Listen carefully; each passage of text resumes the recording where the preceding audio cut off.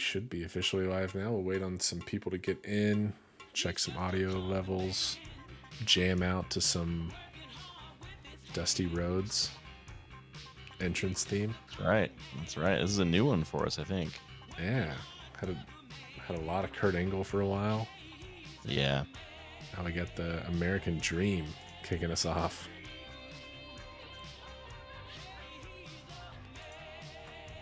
Get some people in. What's up, Nano? What's up, Nomad? Let us know if everything sounds okay. If you got both of us, me and Doc, we're both here. Yeah. Hello. I am here as well. On time and not late in the slightest.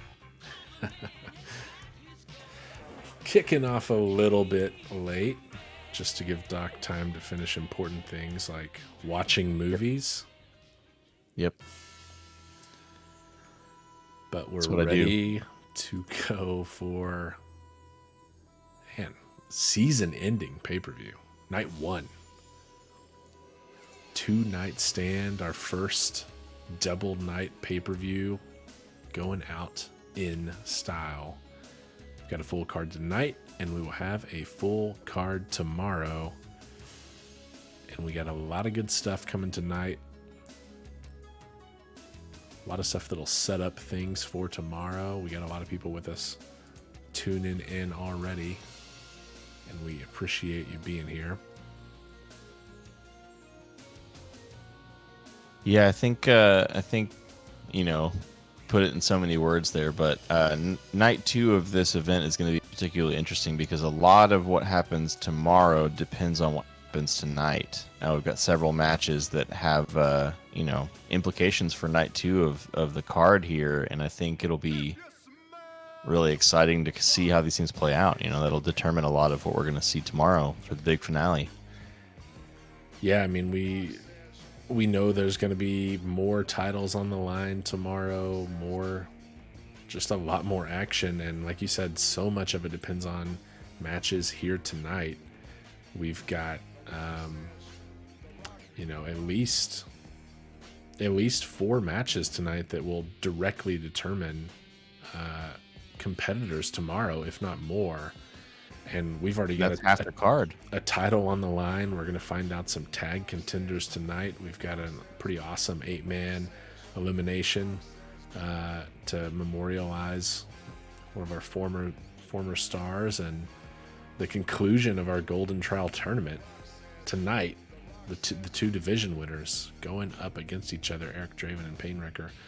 And that's not even our main event. We've just got a lot of good stuff, and I think that we're probably ready to kick it off. I think we are indeed. Let's do it.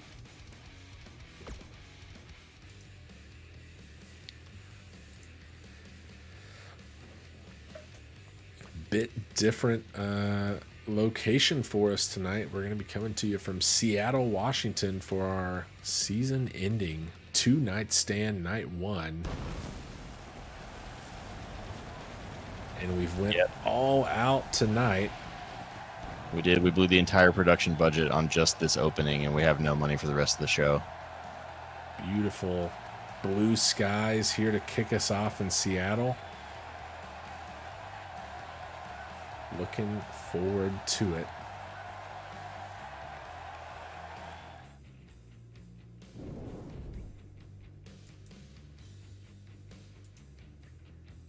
And exciting match to start us off here.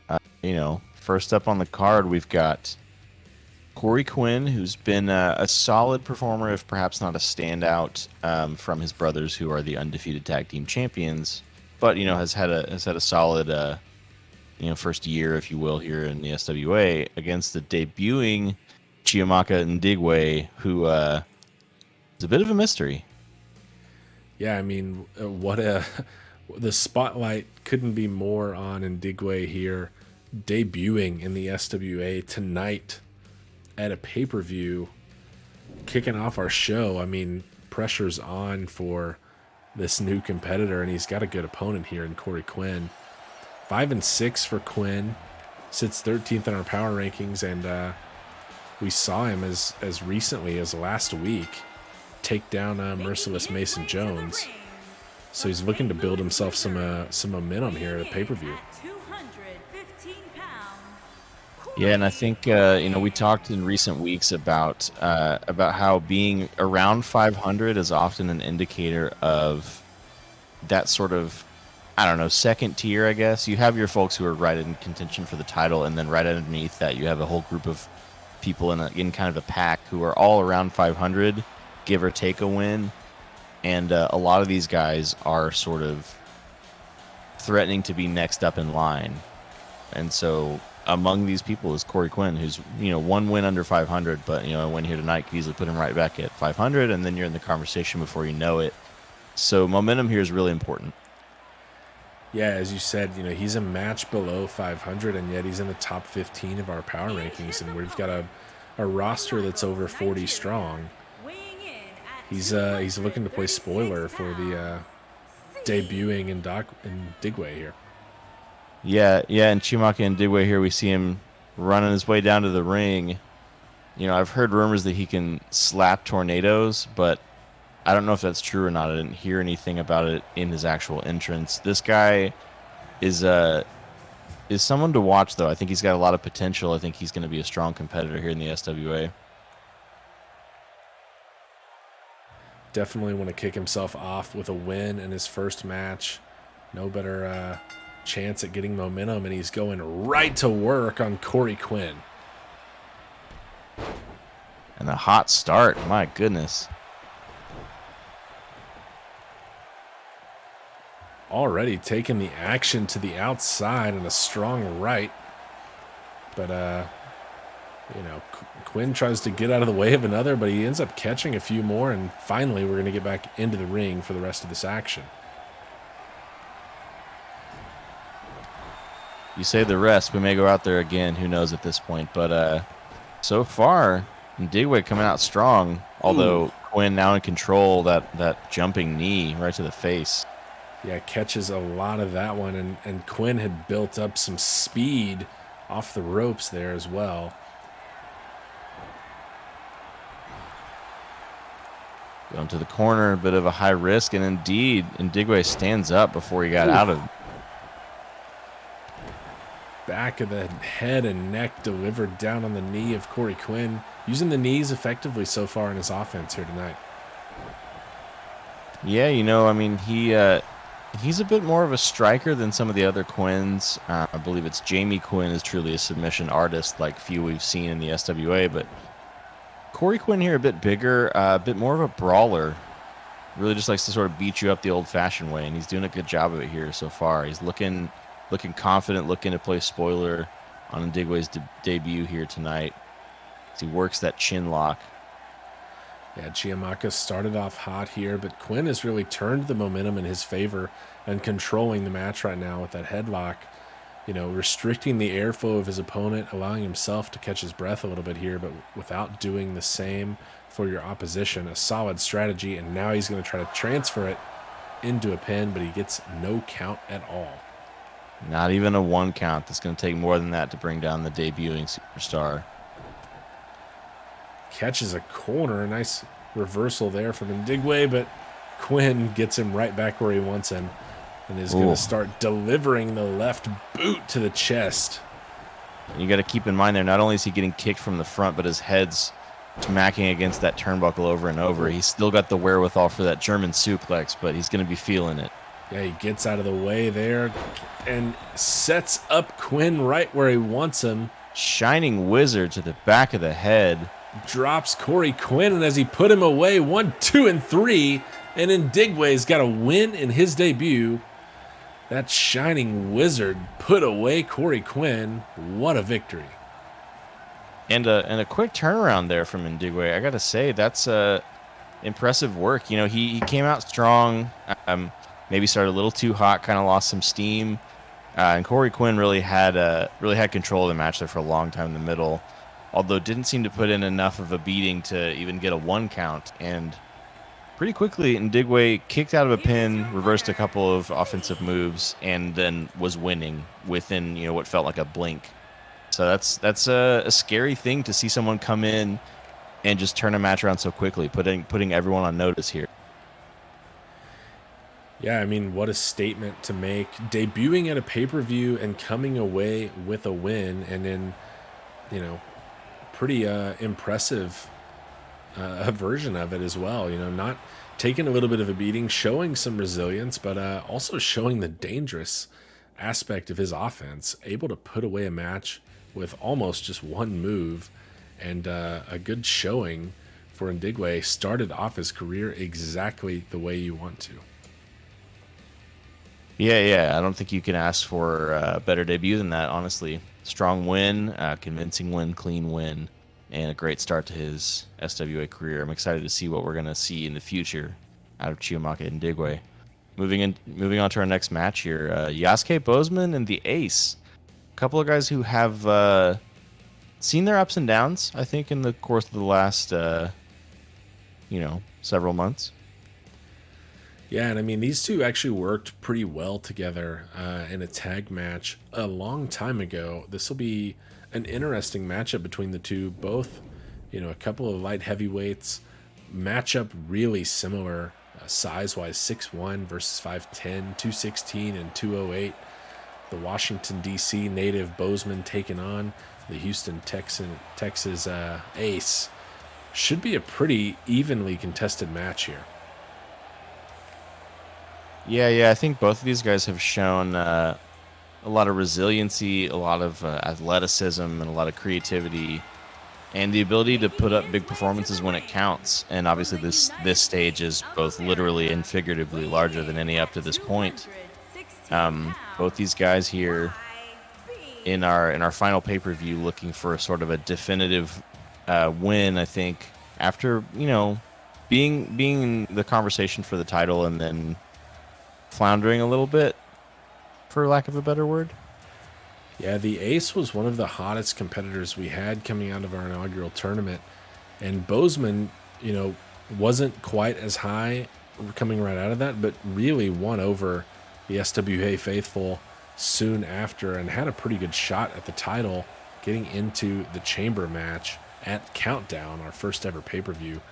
Had a great run. He put the then champion Warren Windham through a couple of pods that night. Wasn't able to come away with a victory. But yeah, both of these, they both sit at 4 and 6. They're actually right next to each other in the power rankings, 18th and 19th. And it'll be pretty interesting to see which one of these two can move up in the rankings, get themselves a nice win here at the pay-per-view. And looks like we got a little bit of a new look Ace here. Yeah, he updated his hairdo a bit for a 2-night stand, and it's a good look for him. Yeah, and he's brought along a manager here tonight. Ann Cobb going to be accompanying him down to the ring. The first we've seen of Ann. Although if you've been following the Ace on social media, you've probably seen the name a little bit. Should be interesting to see what sort of role she plays. Maybe this is a new strategy there to keep him, you know, on task a little bit better, perhaps, than he has been before. Yeah, I think he's been sort of lamenting his ups and downs, and I think you're right. I think maybe a manager can help provide some additional guidance and coaching that maybe will help keep him focused. I think focus is the right word.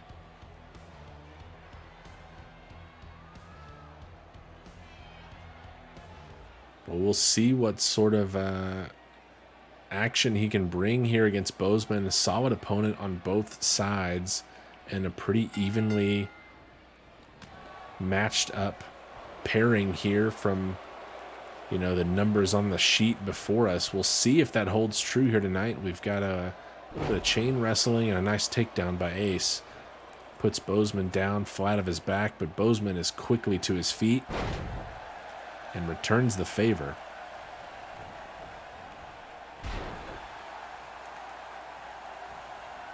And early on here, a bit back and forth, but Bozeman looking, I don't know, confident, I think. Yeah, you know, a hot start for him. He's catching a couple of rights from the Ace there, and then a big kick. So could be a back and forth affair here between these two. That wouldn't be unexpected given the talent of both. and just how even this matchup could be. Yeah, I think both these guys bring a lot to the table and a lot of the same things in their own way, if that makes sense. I know that sounds like a contradiction, but Bozeman's got Ace in a dangerous position here, but it looks like the Ace is fighting out of it. yeah, he had him, no pun intended, on the ropes there, but not quite enough to put the Ace away. Ooh. Bozeman levels him here. Bozeman has been known to put away a couple of people with a submission. He was critical for Team Sangres. Indeed he was. In that main event at our pay-per-view, and a couple of submission eliminations in that match against Team Wyndham, including against the captain, Warren Wyndham. Now looking for a cover on the Ace, but the Ace is out at 1. Yeah, I think that's a really good shout. I think if Bozeman's going to win here tonight, I think he needs to bring that energy. He had it right to fight. He really was the MVP of that match for Team Sangres, who came out on top, largely due to his performance. I think that level of execution is what we need to see from Bozeman if he wants to reassert himself in the title picture, and that starts here tonight. Yeah, I mean, he took out half of Team Wyndham that night, and many would argue that he was really the reason for a third. Oh, no. Looking great here tonight. What a catch and a counter, and a lot of impact on the lower back of the Ace. Yeah, that leg lariat. Reversal. My goodness. Going for a leg lariat, nobody's home, and then just snapped him in half. You can see the Ace holding his lower back. I mean, he's in a lot of pain here. Now going for another cover is Bozeman. This time he gets 2, but the Ace kicks out.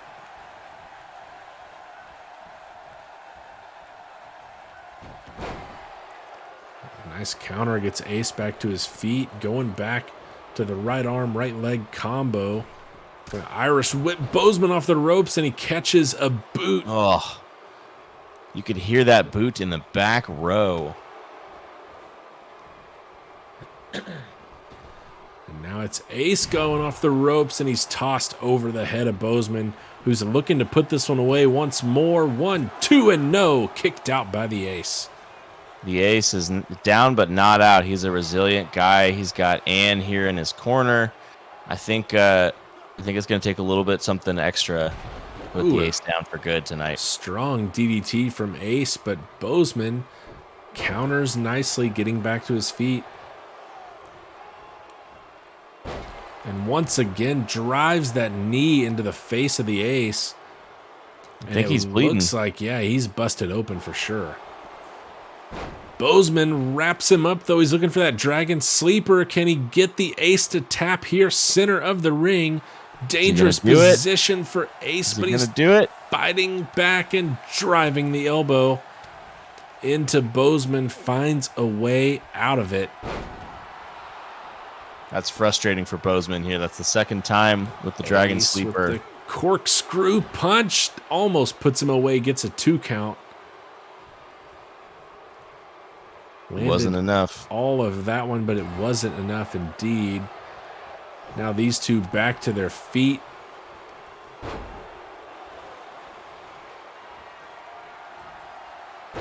Oh, that so much DDT. Impact on the DDT to the head of the Ace. He gets a 2 count. The Ace kicked out, but he is bleeding profusely now. Yeah, I think that DDT may have opened the cut a little wider. What's he looking for here? And Bozeman now wrenching on the neck. So much pressure being applied, and the Ace is tapped. The ref saw it and has called the match. Bozeman with a submission victory. It's incredible work by Bozeman, I got to say. He went up against a great opponent, really asserted control and never let up. And, boy, I think we both really thought this would be much more of a 50-50 kind of match. The tides really changed for both competitors when Bozeman busted open the Ace with that knee, and then later on opened up that wound even more. The blood loss to the head really set up the Dragon Sleeper perfectly, and he was able to put him away too much pain, pressure, and a lack of oxygen to the head for the ace. He had no choice but to tap out. And Bozeman gets himself his 5th victory and will move up the rankings. The ace will be Back to reeling 500. from that one a little bit. Yeah, that's going to be a tough loss for the ace. I think he's going to have to, collect himself, collect his thoughts, and really reflect on, what's going wrong here. I think hopefully with the counsel of his new manager, Ann, maybe can help right the ship a little sooner. He's a great competitor. It just wasn't his night tonight. Bozeman just had all the tricks and he used them all. Yeah, and but for Bozeman here, it's been ups and downs for him. He moves to 5-6 now after the win, and he's had more losses than wins somehow, even though it seems like he's always right there in competition. And the thing about Bozeman is he really brings it at the pay-per-views when the stage is the grandest, and we saw that again here tonight. He pulls out all the stops when it matters the most.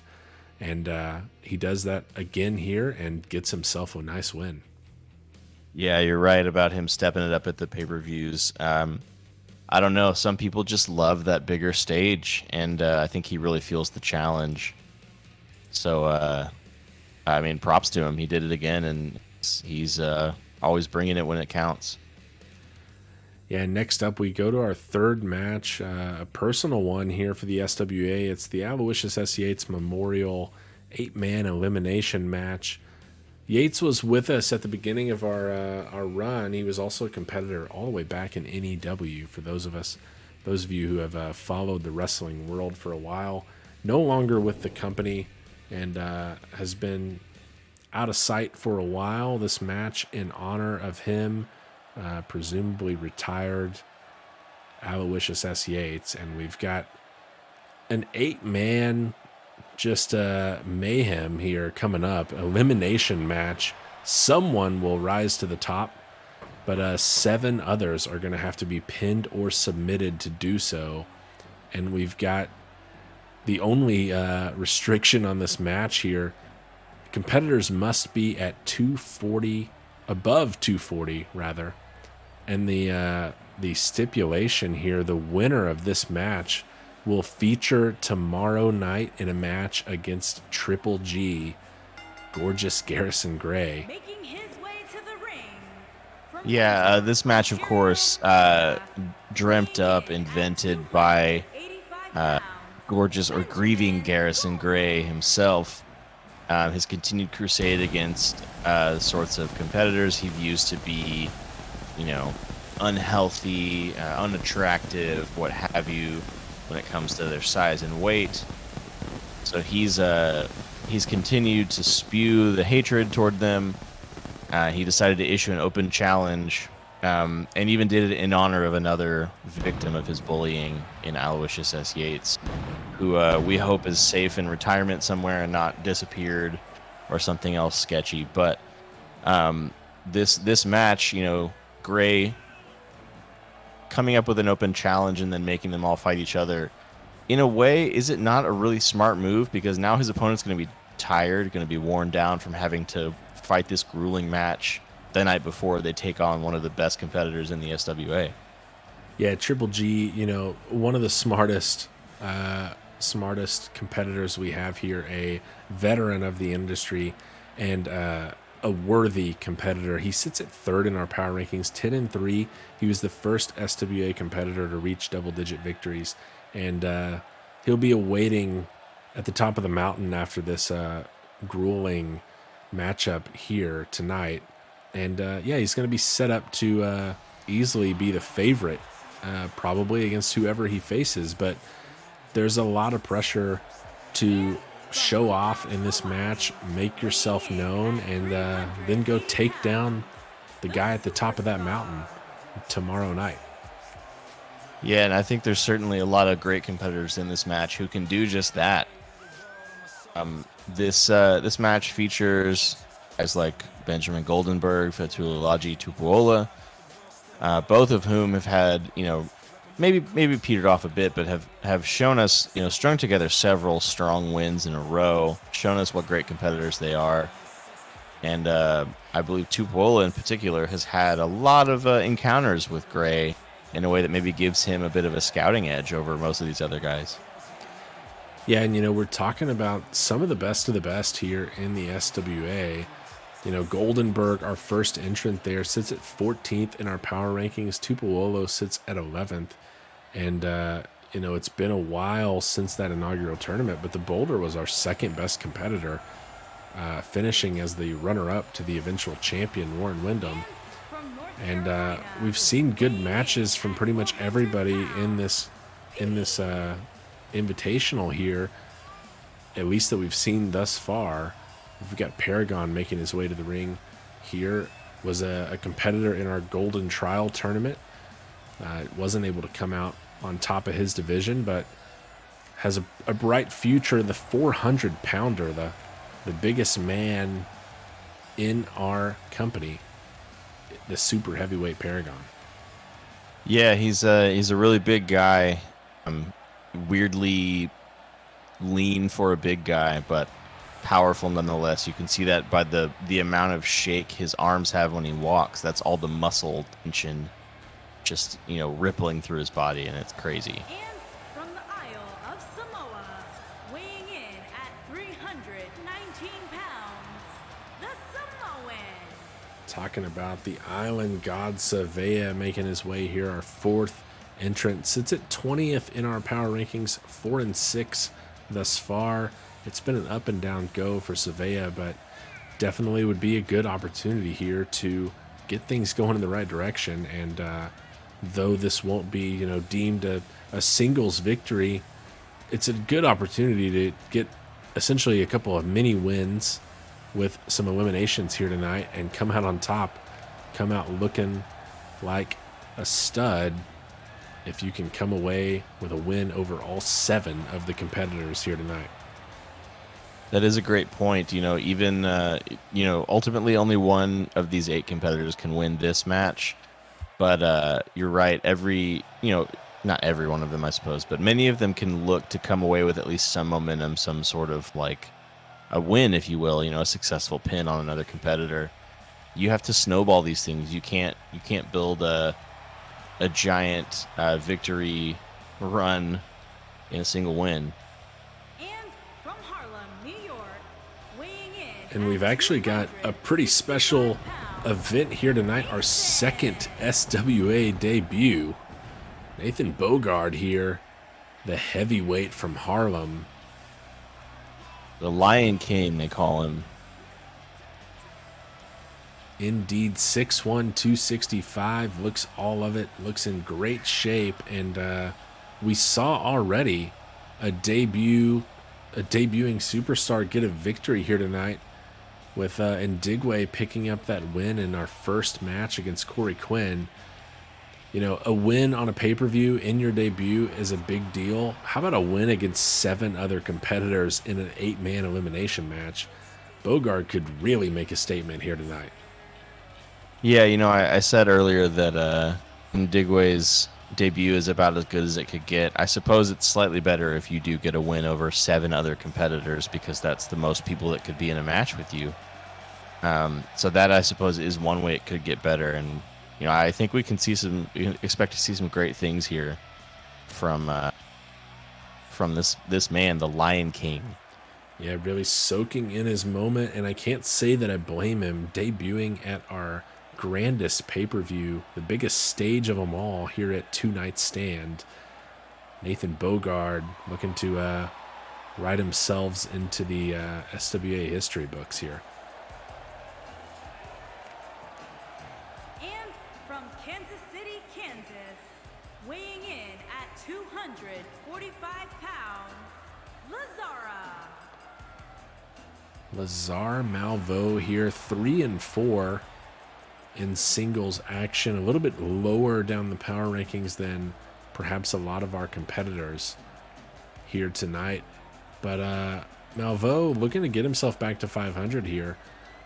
Only being a match underneath.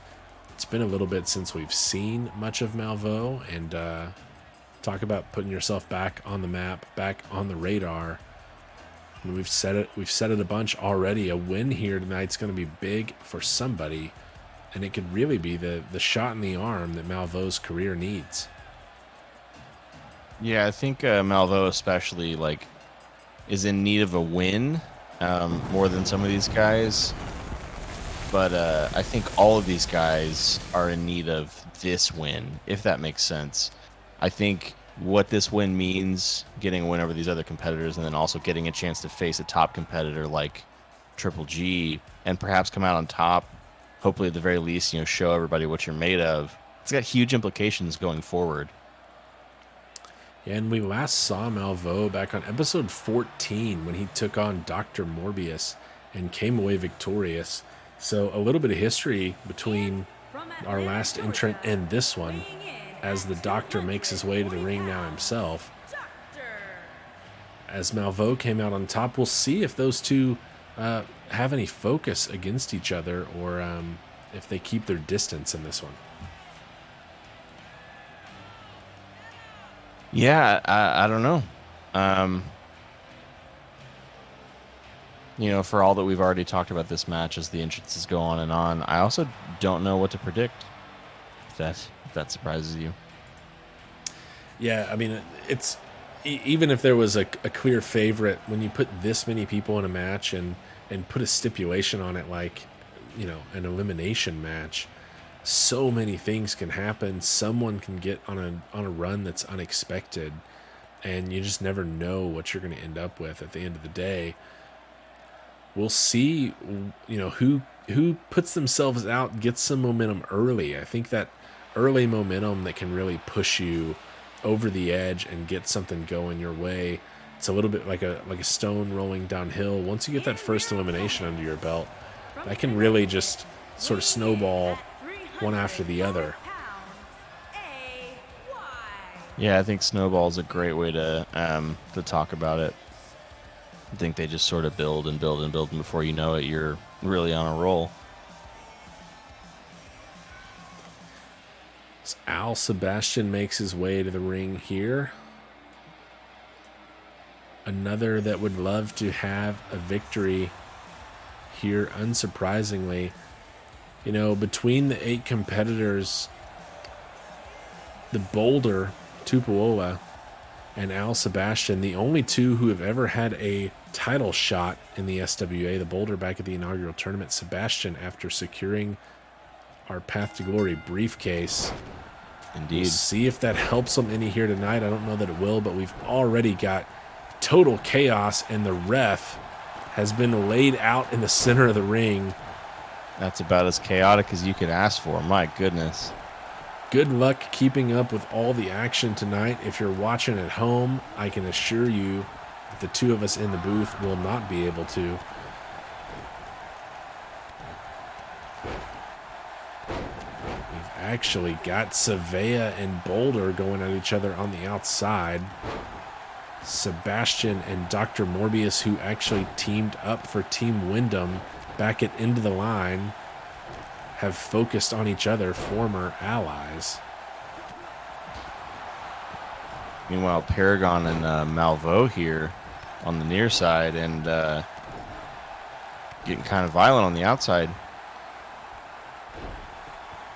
And the new guy is trying to get some work in against Benjamin Goldenberg, but he's running into a bit of a 2-on-1 situation, but he handles himself well. Oh, my. Rolls up Goldenberg, and then a big clothesline to Dr. Morbius. What a response. Ogard and Goldenberg, the only 2 in the ring momentarily, as Savea rolls Boulder back in. Savea still going to work on the Boulder, this time in the middle of the ring with that running boot. I suppose not a boot, but just a foot. Yeah, strong kick there from the Island God. Takes out Boulder. Al Sebastian dropping Savea on his back. Boulder used to being the largest competitor in any match he's in. Not the case with Paragon out there. The super heavyweight actually trumped by the 400-pounder, which with about 0% body fat. The ref having about as much trouble keeping up with this one as everyone else who's watching. Yeah, I think even our camera crew is getting a little dizzy trying to figure out what is going on in this match. But we see a couple of guys in the ring. Now let's remind everyone at home, this match is also falls count anywhere. So pins outside of the ring, submissions outside of the ring do count. You do not have to be pinned or submitted in the ring to be eliminated. And of course, the elimination stipulation, 7 competitors will have to be pinned or submitted before we crown a winner of this match. It's going to be a war, and a lot of battles will need to be won to get to the finale of it. Our first pin attempt here, Goldenberg. The ref can't find enough space to count. And Bogard bench presses his way out of it on a 1 count. The strength by Bogart already on display tonight. I think he can be proud of his performance so far. Talked about, wanting to get a win in his debut. Definitely doesn't want to be the first one eliminated, as Sebastian has SWA down and he has secured our first elimination. Big Al sends the Island God home early. Indeed, the Island God not up to snuff, as the cool and hip Al Sebastian scores our first fall. Big leg Pretty drop quick from here. the doctor, and I believe the boulder's busted open. He rolls to safety outside, but he's going to need a moment. Somebody else bleeding now. I just saw blood fly onto the table over here. I think it was Big Al. Yeah, I believe that was a strong right from Benjamin Goldenberg. Bust open Sebastian. Sebastian so far with the only elimination, sending SWA packing. We'll see if he Going can for get the Boston another. Crab in the ring, but the rope break. Just in a bad position there. Goldenberg wisely gets a hold of the ropes.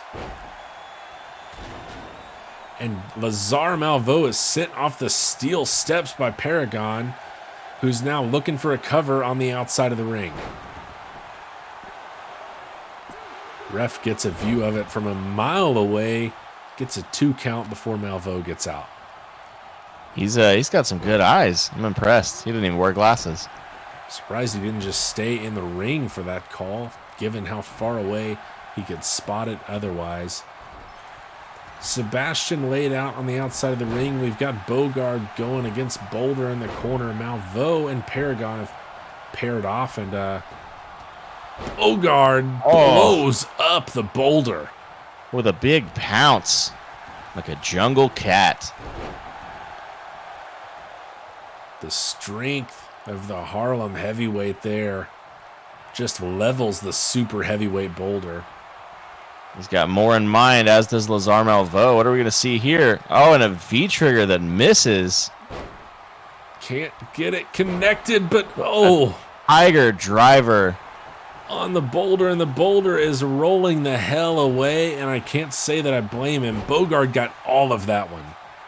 Yeah, and his already busted up head. That is not going to be a comfortable thing to experience.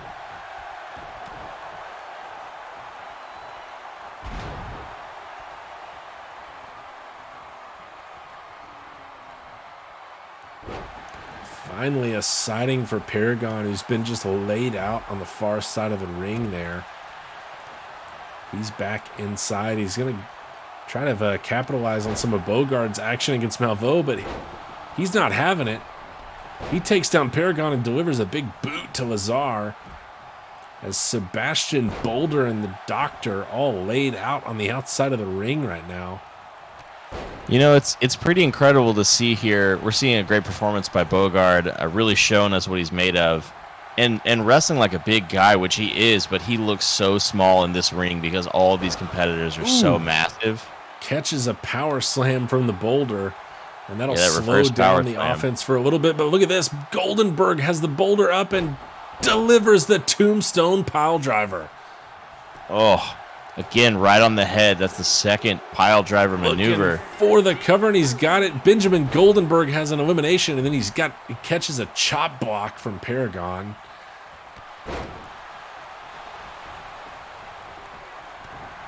Bogard trying to get some offense in on the Doctor, but not going to work.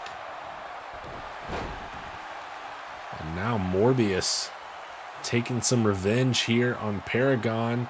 But Paragon's got other thoughts on that. Delivers a strong left hook. Big Now Al Sebastian comes maybe in. going to sneak a pin here. Little alligator Steady alligator roll. action. Paragon kicks out of a pinfall attempt before the ref could even get there. Big Al Working on that wrenching the head. neck. Got some action heading up the ramp. Now Vo delivers a spinning knee to Dr. Morbius. Bogart again, in a Al dangerous Sebastian. position center of the ring, but he gets out of it. Incredible resilience here by the rookie. Meanwhile, a pinfall attempted on the outside, but I don't think even got a one count. Bogart hits the Tiger Driver on Big Al. Center of the ring, and he's looking for a cover. He's got the leg hooked. 1, 2, and Sebastian kicks out at 2.5. Incredible response from Sebastian. Again, eating that Tiger Driver and the low blow. Not very hip or modern to hit someone in the giblets, but here we are. Al Sebastian doing dastardly things. Sebastian knows that he can get away with it, and he does indeed. A sound strategy if you're willing to do it. Sebastian clearly not bothered. And out goes Malvo with a big clothesline from Paragon. Sebastian ready to pounce on Paragon as well. And he's not going to let him roll to safety either. We still have 6 competitors here. We've seen the Boulder and Savea eliminated. Paragon goes for a ride with that spinning sidewalk slam from Big Al on the outside, and Sebastian's looking for a pin. Almost has it, gets a 2 count. It's not going to be enough. Paragon's still got some in the tank. Meanwhile, Malvo going to work on the Bogart over there. Morbius and Goldenberg going at it. Goldenberg looks like he's shaky on his feet. Paragon goes off the steel steps courtesy of Big Al. And this match is just complete unscripted violence. Everyone's bleeding. Oh my. Sebastian lifts up the super heavyweight, dumping him on his back, and you can see the toll that it took on Sebastian. He immediately drops to a knee, but he's going to look for a cover. And a spear from Goldenberg on the inside. Watch the timing of the pin counts here. Paragon is done. Sebastian has another elimination. That drop, so much impact. Gravity doing the work on Paragon, and Sebastian goes for another, this time on Goldenberg. And Goldenberg going to be livid here because he had a pinfall and was unable to get a single count because of Al Sebastian's pinfall. Strategic? I don't know, but very lucky to say the least for someone like Dr. Morbius. We've seen 2 eliminations from Big Al and an elimination from Benjamin Goldenberg so far, and those 2 are going at it. Bogart has a little single leg action on Dr. Morbius here. Yeah, that crab there, not going to be enough. Finds a way out of it. Not going to be able to get it done with small water animals. I think you got to stick with your big cats. And it looked like Sebastian was setting up Goldenberg there, but Morbius gives him a strong right to slow him down. The Russian leg sweep from Dr. Morbius. Now a little 2-on-1 action. That's Bogart getting some rest on the outside. Oh, and what's this? Al changes his Sebastian. mind, goes up against former ally Morbius. These 2 have gone at each other a couple of times tonight in a short arm clothesline from the Doctor. But now Goldenberg back to his feet. Not going to go down quietly. These 2 Got him in the trading fireman's blows. carry. Rolls over. What an impact there on Dr. Morbius. And Lazar Malvo finally comes back to life. But Goldenberg's got Morbius in a precarious position here. Arm locked and wrenching up. on the arms. A lot of pressure being applied to the neck and the left arm of Dr. Morbius. Malvo content to watch just to see if there can be another elimination here. Not at this time. And now we got Bogart back in the ring looking for somebody to pick on. He seems to want a piece of Goldenberg. Are we going to see it again? Got Gets him it up, and that clean. Tiger Driver, 98. Lays out Benjamin Goldenberg, who immediately rolls to the outside. Probably the only thing that saved him there, getting out of harm's way. And boy, Nathan Bogart has had a hell of a match for his first time in the ring as a member of the SWA. Yeah, what a debut so far. I'm surprised he doesn't have an elimination with the damage he's inflicted. Another spinning sidewalk slam from Big Al, this time on Dr. Morbius. Now he Big Al on tosses a mission. Bogart inside, and he's looking for his third elimination. Does he have it against the Lion King? No. Kicked out. It's not going to be enough. The Lion King is strong and resilient. Uh-oh. Goldenberg looking for a power bomb, and he hits it on Sebastian. That jackknife put a little something extra, a little sauce on it. Now he's going to pin him. Looking to take care of Sebastian. Goldenberg does it. He gets his second elimination, and he eliminates the other person with 2. We're down to our final 4, halfway through our competitors, as Malveaux looks to cover up Bogart and gets him. Nathan Bogart has been eliminated. Down to 3 just like that. And boy, is eliminating Al Sebastian a huge deal at this stage. He looked like he was on a mission. The sort of momentum that Bogart had as well. Malveaux hit that float over DDT on him, but is now the recipient of a tombstone piledriver from Benjamin Goldenberg. He's rolling away, escaping the pin, and what's going on here between these two competitors? Oh, just slingshotted Dr. Morbius off the bottom rope.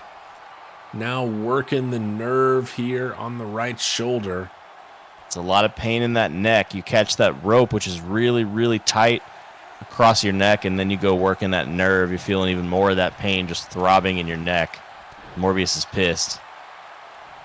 Delivering a handful of right hands, and then a big shoulder block levels Goldenberg, but he gets him right back to his feet. But Goldenberg catches the boot, and now he's looking for a little single leg Boston Crab action. Is Dr. Morbius in trouble here? It's got him right where he wants him. Morbius trying to crawl from the ropes. Goldenberg lets him up, and Malveaux just gives him a strong right.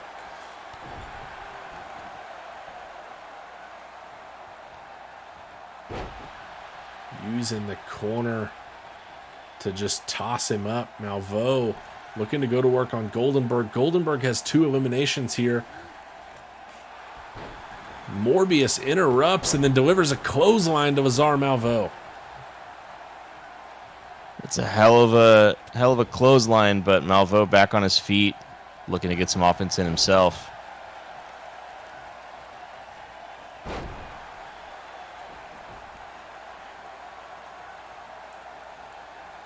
Lazar Malveaux has 1 elimination so far. Benjamin Goldenberg with 2. None for Morbius, but they all 3 are alive here.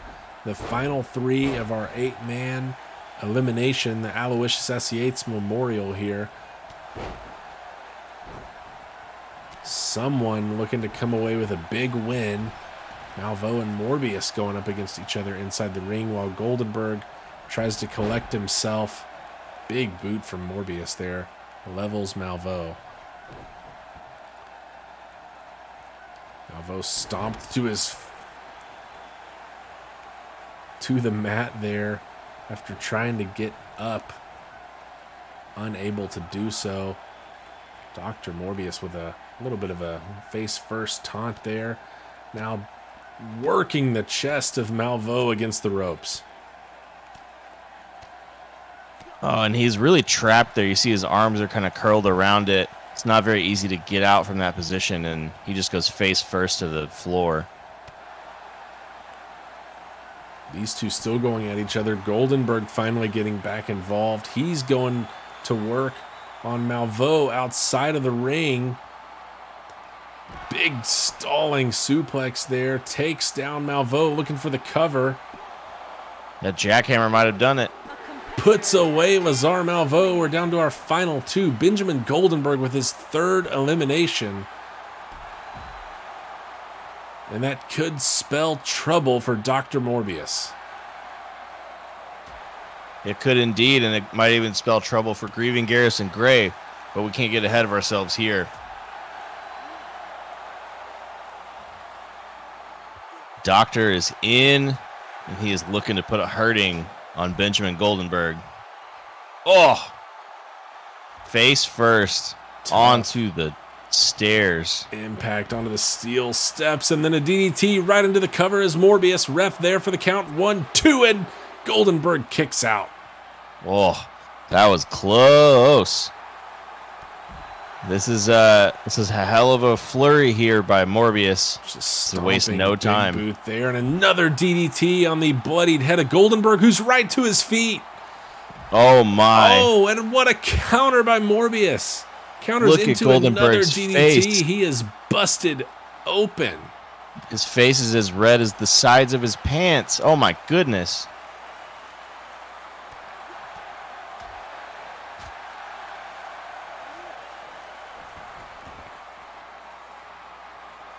Cannot believe Goldenberg got up, but what a counter by Morbius, who has really just unlocked the blood flow potential of Goldenberg here.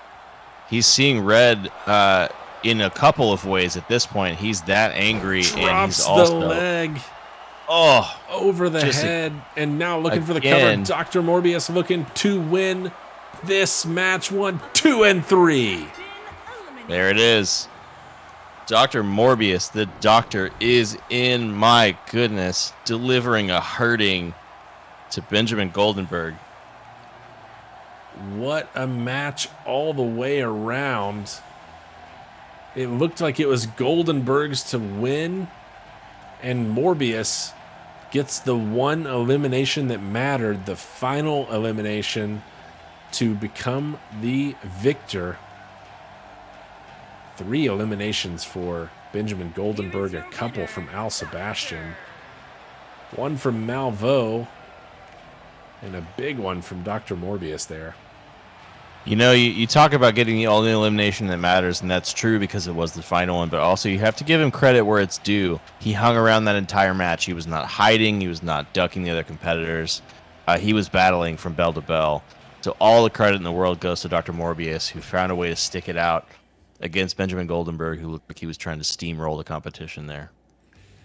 Yeah, and he was in danger. He was lifted up to the heavens by Goldenberg and somehow countered into a DDT that really just further opened that head wound on Goldenberg. Really got it going in Morbius's favor, and what a victory for him. Also a nice debut, no eliminations, but a nice debut from Nathan Bogard.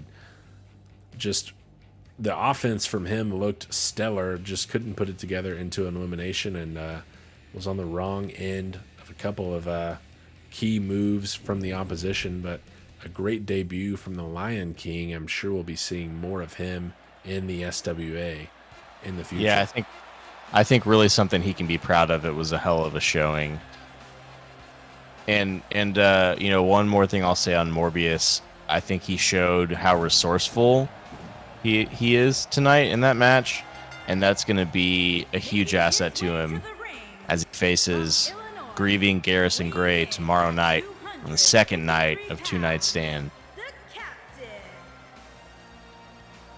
Next up, though, we return to singles action, and a good one between 2 of the top competitors in the SWA. Captain Tiger Marsh and Daniel Drake Thomas. These 2 were in our Golden Trial tournament. They came up a little bit short, but they're looking to get a win at a pay-per-view here tonight. And as a reminder to everyone, the qualifying measures to make it into that tournament pool to begin with, where you had to be at or above 500, which we've talked about as a barometer for those guys who are sort of a step or 2 away from being next in line. And these guys both had some success in the tournament, and I think find themselves in really good spots in our power rankings after their competitions. Even with a loss in the tournament, that's okay. It's not going to hurt you that much against great opponents. So a couple guys looking maybe not to prove themselves here tonight, but to get maybe a statement win over another really strong competitor. Yeah, both of these wrestlers here tonight went 2-1 in the round robin tournament. Just ran into the buzzsaws that were Eric Draven and Painwrecker, who went undefeated on both of their respective sides. But DDT and Marsh sit at 6th and 7th in the power rankings, respectively. 8-4 for DDT in singles action, 8-5 for Marsh. DDT, you can't go a match with him without talking about his submission prowess.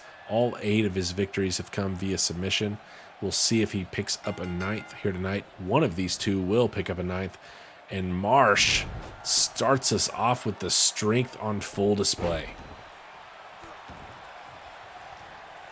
And Marsh, another one of those guys who, like, say, Paragon and a couple other folks we have in the SWA, maybe deceptive, quite how large he is, how imposing of a figure he brings to the table. But strength is clearly on display early on here as he's trying to just beat the crap out of DDT. Yeah, he's got 5 inches and 43 pounds on the Fed here, the heavyweight Marsh. The Illinois native has had some big wins here in the SWA, and that's why he finds himself inside the top 10 of our power rankings.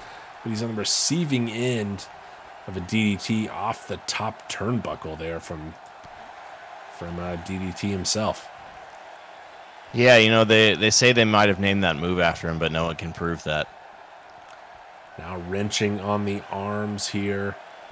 Could be setting up Marsh for perhaps an armbar later on. Goes for a cover, gets maybe one. Maybe.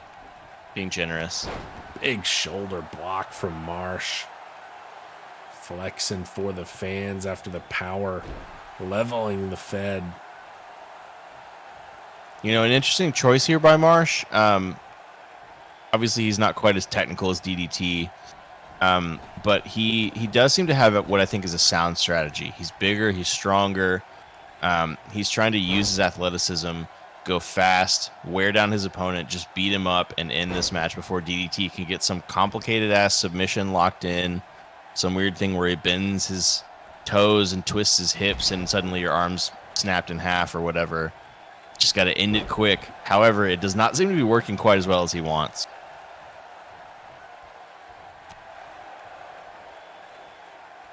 And we've seen the Fed already focusing on the arms of Marsh as he sneaks into a roll-up. Almost catches Marsh off guard, gets a 2 count there. The captain able to get himself out of it at the last moment. A sneaky pinfall attempt from DDT. I think that's the kind of thing that makes DDT so dangerous. He's got the technical skill. Everyone has seen what he can do with submission holds.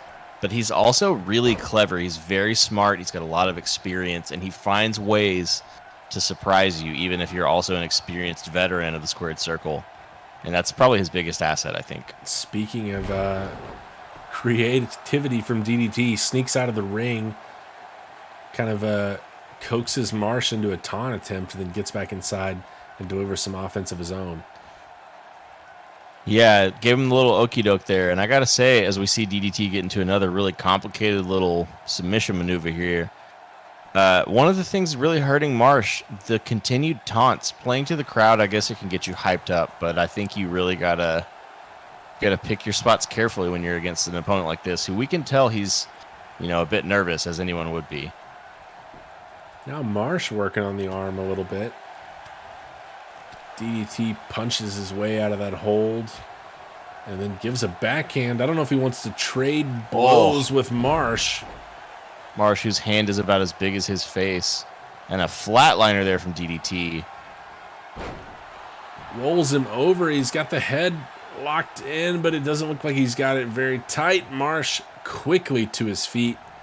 Elbows his way out of that hold. That's not going to do it. And again, just the strength of Marsh. That's the 3rd or 4th time we've seen him just flatten DDT by lowering the shoulder and just sending his opponent across the ring.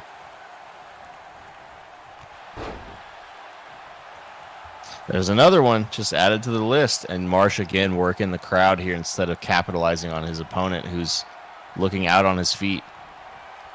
Takes DDT up to the second rope and uses it for the extra leverage on the DDT, but the Fed is back to his feet right away, looking to do something with the ankle of Marsh, but Marsh counters out of it, and now waiting for Thomas to get to his feet. Looking for the super kick, and he hits it clean right into the cover. Has Marsh put away DDT here? 1, 2, and 3. Captain Tiger Marsh avoids disaster with that ankle lock and then counters perfectly, setting up that super kick and putting away the Fed. Incredible work there by Marsh at the end. You know, I mentioned what seemed like his strategy was just sort of coming intensely and never letting up, just really completely wearing down his opponent. And I think I think it worked in the end. You know, I was doubtful. I expressed my doubts earlier, but I think he just did what he needed to do. He was relentless, and that's what you have to be against an opponent like DDT.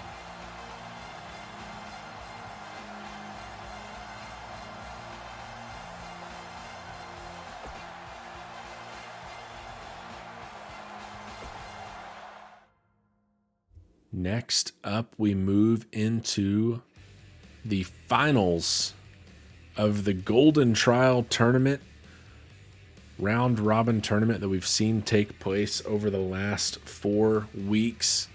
The 2 division winners, Eric the Crow Draven and Painwrecker, will face off now in one-on-one action, the winner of which will get a shot at the SWA World Championship tomorrow night on night 2 of 2-night stand.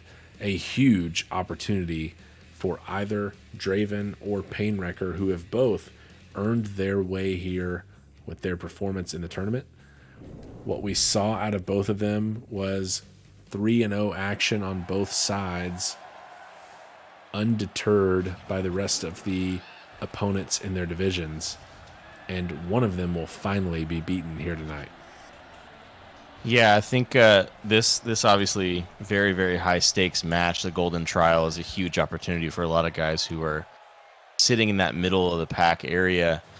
And both these guys have worked extremely hard, done incredible things in the ring to manage to go undefeated against some great opponents in both groups. It's really incredible that we have 2 guys who managed to go undefeated through this tournament.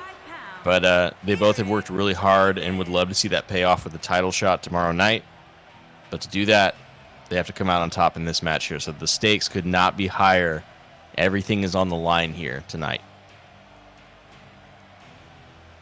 Yeah, some really great competition, including the 2 competitors that we just saw, DDT and Marsh, as well as Paragon, Eddie Vortex, Kyo Sankari. You know, these 2 went through some great competition to get here tonight, and they're looking to cap it off with the most important win of the tournament, the division finals here.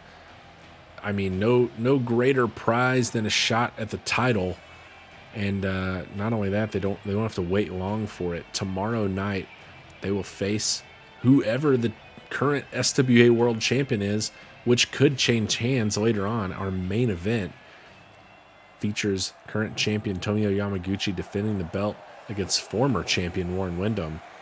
We'll see if Yamaguchi retains for tomorrow or not.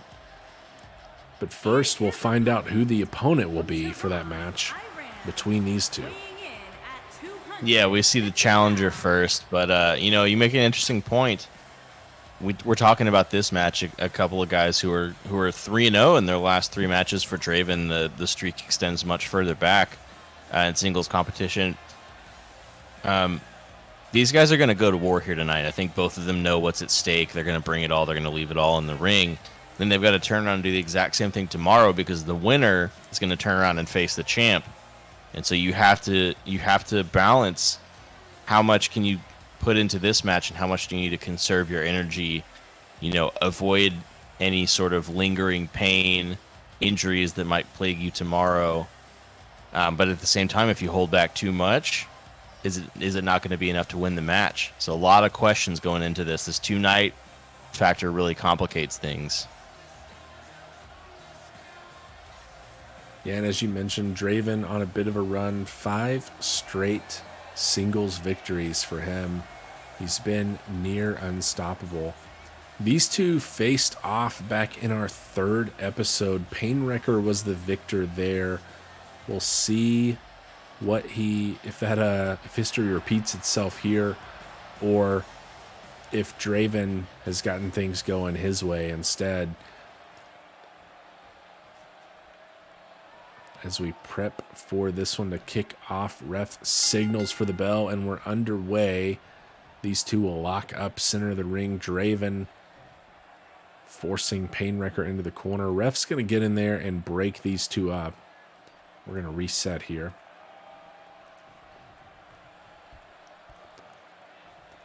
Painwrecker's got Draven up and delivers him face first off the mat. That's quite a way to fall out of that fireman's carry. He threw him pretty high. For Painwrecker, he sits at 10-2. Through this tournament, he's actually climbed to 2nd in our power rankings. He's the only competitor outside of Triple G with 10 wins, and he could take the lead with a win here tonight. Getting his 11th victory would be the most in SWA, but he catches a right boot from Draven there, but quickly back to his feet and misses that uppercut. Draven whips around and slings him to the ground. A little tilt-a-whirl Hurricane Rana there from Eric Draven, who is a cruiserweight.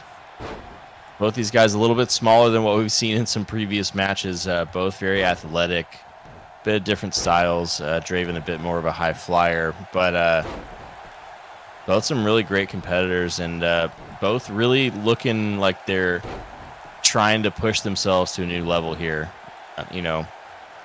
I think Painwrecker being on top right now is not surprising, but Draven really seems to be going for it too. He's got fire in his eyes. He's got some energy. You can just sort of feel it sparkling in the air. And for Painwrecker, he's had 8 straight victories. As he goes for the cover here, gets a 1 count. Last lost in a singles match to Noah Quinn, actually. His 2 losses coming from Quinn and DDT, that one coming back in our inaugural tournament. So 8 in a row for him, 5 in a row for Draven. Talk about some streaks between these two. It's been a long time since either of them have lost in singles action off the top turnbuckle with a DDT for Painwrecker. A little tornado DDT action. And yeah, you mentioned Painwrecker's ascent to number 2 in the power rankings.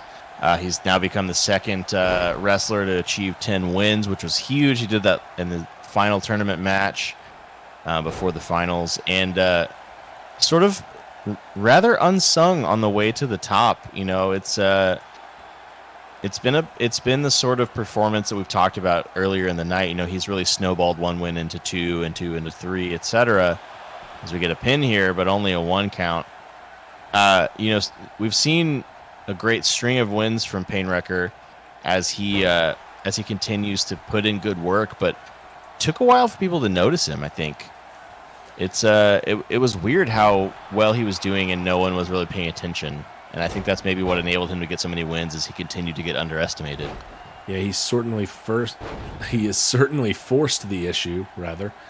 Here in this tournament, 3 straight wins in just it alone, 8 in a row.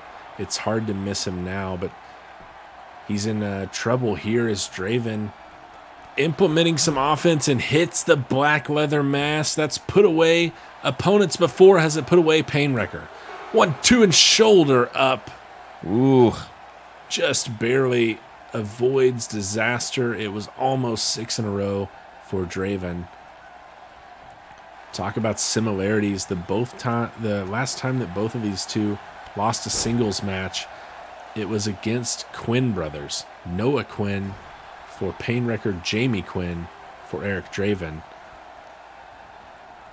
Oh, no one in the corner, and then the kick lands for Draven. We talk about how impressive Jamie and Noah have been in tag team action, but a couple of big-time singles wins against these two as well. Yeah, and nice little sunset flip hour bomb there by Draven out of a wheelbarrow position. Yeah, the wins that we've seen against these guys are maybe we're not appreciated for how big they were at the time, but we've seen that both of these guys can really go.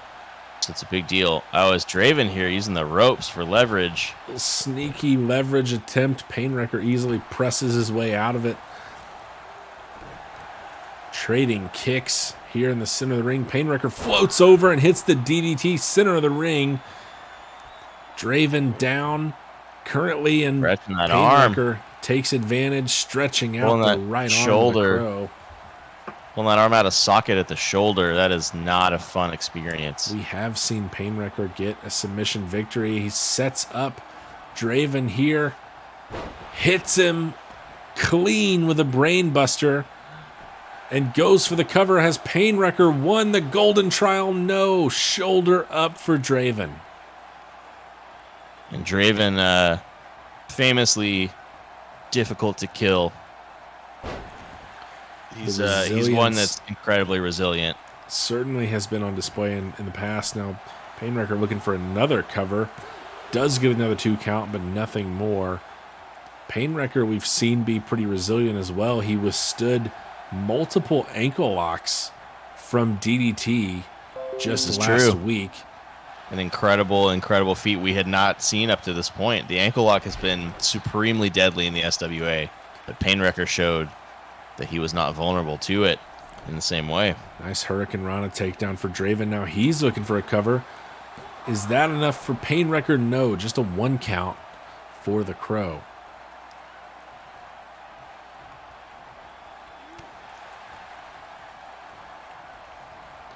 Off the ropes goes Draven, and this time Painwrecker hits that uppercut clean, levels the Crow, and now working on the left arm this time. A lot of attention being paid to the arms of Eric Draven by Painwrecker so far. Yeah, you mentioned earlier we've seen him get submission victories, so maybe he's thinking along those lines tonight. And a spear from the Crow takes Indeed. down Painwrecker. Oh, man, and that came out of nowhere, truly. This is the thing about Eric Draven. He's really quick, and he'll hit you out of nowhere like that. You have to be ready at all the time. A lot of impact on it, but Painwrecker was out at 1 once again.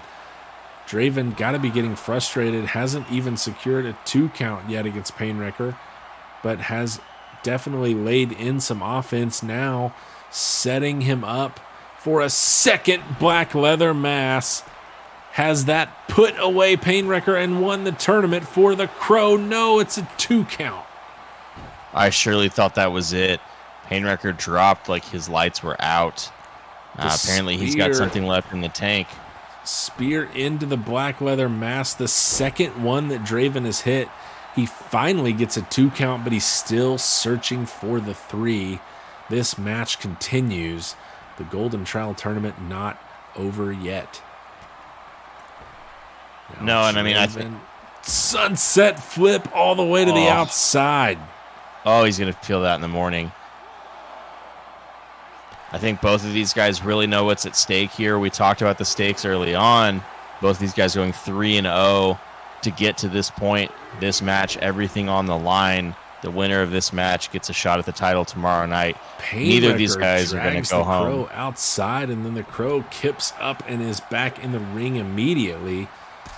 Oh, what a jumping kick from the Crow. Oh, my. Rocked him again and not letting him get to his feet voluntarily. Another float over DDT from Painwrecker. A lot of impact on the head of the Crow. On the top of the head, too. It's really, really disorienting to receive that sort of blow to the top of your head. You get dizzy, you can't see, now you can't tell which way's up looking and down. for the cover. 1-2, and Draven's out at 2.5. Oh, man. Maybe if Painwrecker had went for the cover immediately, but instead he hits Going the kill for it. switch. Draven busted open. Painwrecker going for the cover. Has he finished him off? Oh, shoulder up. That's as Cannot close as it believe could it. have been. As close as it could have been. Having to go to the kill switch to try to finish off Draven, but no dice. The Draven lives to fight another resiliency day. of the Crow. He still fights. Further catches a neck breaker there. Painwrecker having to go deep into the bag of tricks to try to put away the Crow, who continues to fight and hang in this match. Yeah, the Crow looking out on his feet here. Obviously, he's bloody. So the blood mixed in with the face paint creates a really interesting look. But Painwrecker taking a moment to catch his breath after that swinging neck breaker, and it might have given Draven enough time, but no, he misses the drop kick. And another spear from the Crow. Draven, just when you think he can't tell which way is up, he hits you with that spear out of nowhere. Maybe he's playing possum. Maybe that's a strategically missed drop kick. Painwrecker almost Not enough. put away there by Draven. Not enough. Stands take him more. up and hits him with a third. Black Third. leather mass. Is it over? Third time the charm. Oh, kicked out at 2.5. These indie wrestlers don't know when to sell a finisher. My goodness. Now he's going to work on the head. See if maybe he can get some color the hard way. Neither of these Standing. competitors allowing this match to end. They continue to brawl. Cannot believe we haven't seen a finish after the offense that has been inflicted by both sides. You can see how tired Draven is out there. Can't get enough leap to execute the drop kick properly. Another neck Gets knocked on the breaker head from again. Painwrecker. Is that enough? It's a lot of damage to the head of the Crow, but it's another 2 count. Not sure what it's going to take to put one of these competitors away.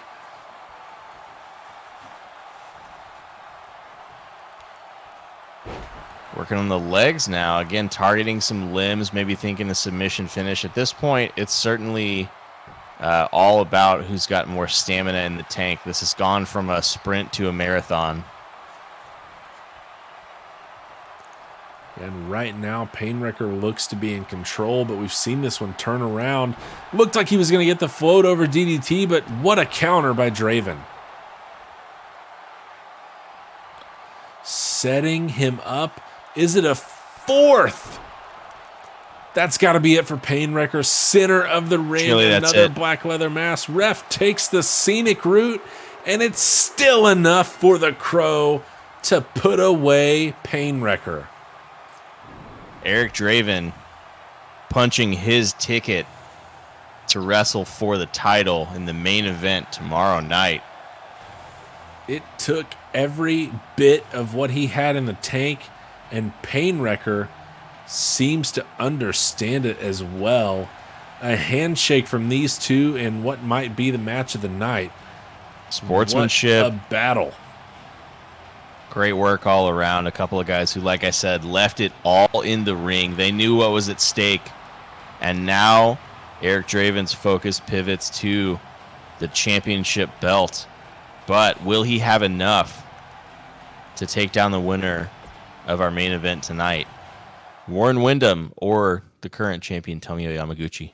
Eric Draven gets his 6th straight singles victory, ending the 8-match streak of Painwrecker and dropping our second member in the power rankings, perhaps.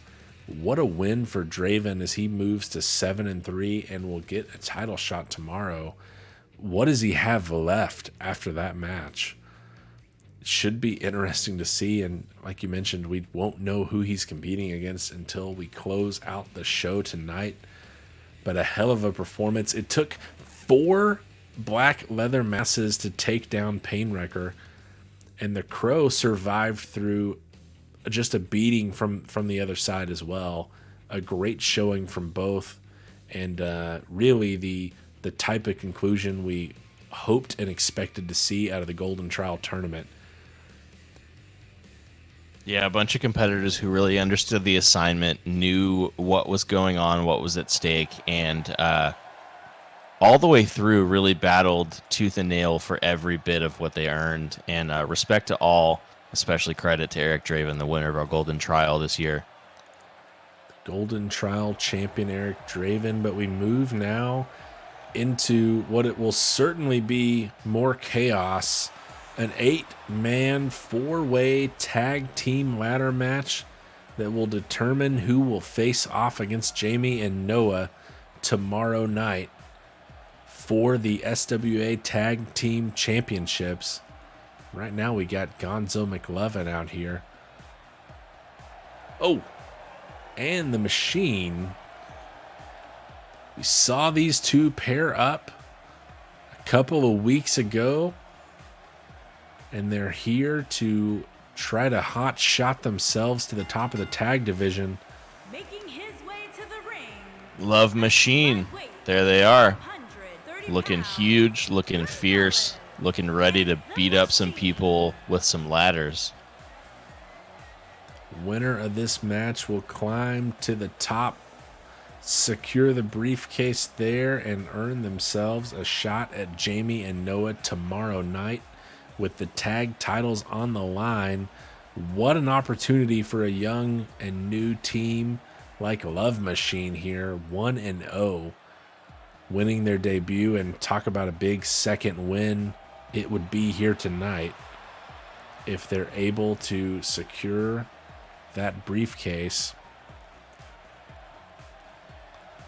We saw McLovin go up against Deadfire's Diego Mercer last week. He did not come out on top, but it's a different match here. Yeah, and we did get a couple of preview matches, some singles competition between tag competitors in this match last week. But like you say, they're entirely different things, 1-on-1 versus, sort of 2-on-6. At a combined weight of 536 Our second pounds, team tonight, Fuerza Mayor, El Puma, and Domingo Cervantes. Now, they have struggled mightily in the tag division thus far. But Yes, they have. Domingo Cervantes has been one of the best wrestlers in the business in singles action. So, and, El Puma won the Rumble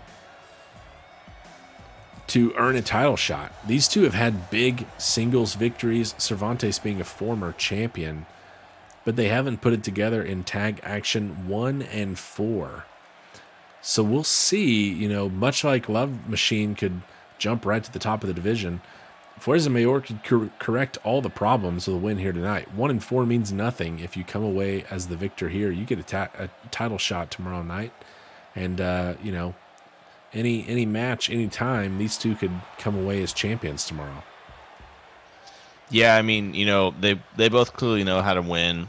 Puma especially getting the win in the midst of some real chaos. But, yeah, I don't know. It's been a rough go for them. They're hoping to turn it around, I'm sure, because especially someone with a winning pedigree like Cervantes, you mentioned his success in the singles division. He was our champion for a while. It's not going to take losing that well. So frustrations are only going to mount. It's only going to get harder to work as a cohesive unit if they can't get this ship righted and turn things around.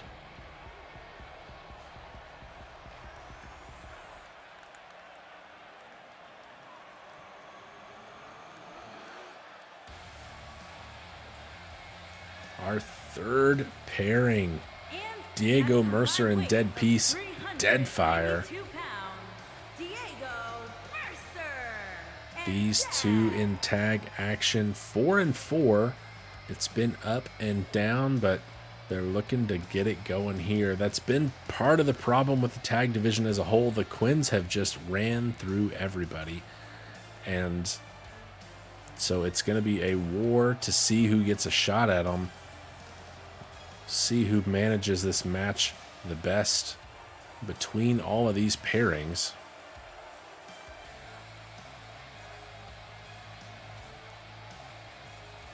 And of course, much like last week, we know Deadfire would love to get a win on the heels of their third member, Eric Draven, getting a win. You know, seeing him challenge for the singles title, seeing them challenge for the tag titles.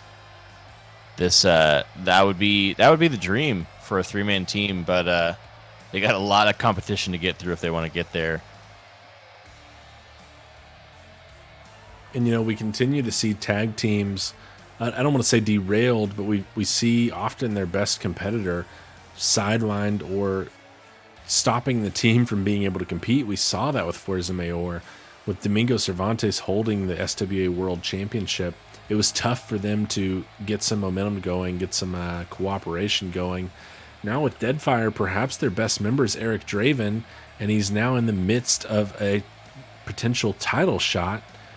Not to mention that the current champion, Tomio Yamaguchi, a member of Dirty Deeds, who won their debut match in the tag division and haven't been seen since after Yamaguchi's ascent to the top of the charts.